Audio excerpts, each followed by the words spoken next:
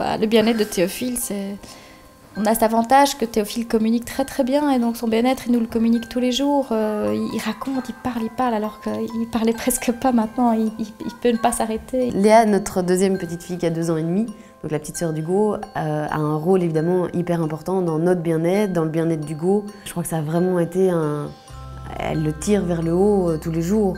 La recette du bonheur pour notre famille, elle est, oui, à 100% basée sur la confiance, dans tous les sens. La confiance qu'on a en lui, la confiance réciproque qu'il a en nous. Au quotidien, ça se passe bien dans la famille de Cécile, c'est plus compliqué chez moi. C'est de parvenir à déployer ce regard de confiance auprès des personnes qui ne le fréquentent pas au quotidien. Le bien-être pour Théophile, c'est quoi? C'est être à table à beaucoup, plutôt des adultes avec des invités et de participer à la conversation et d'être avec le plus de gens possible.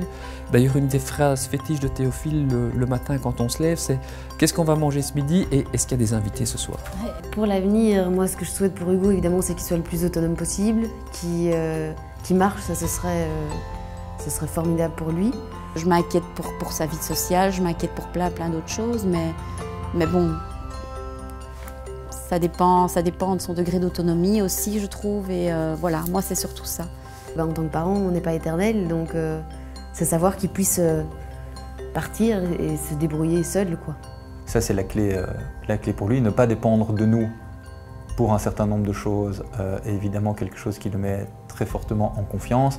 On voit que quand il arrive à faire des choses, c'est vraiment une fierté et qu'il en redemande. Et comme avec la lecture, maintenant, il commence à lire, on voit qu'il aime bien, donc il lit tout ce qu'il voit, il lit des livres tout seul, c'est vraiment un cercle vertueux, quoi.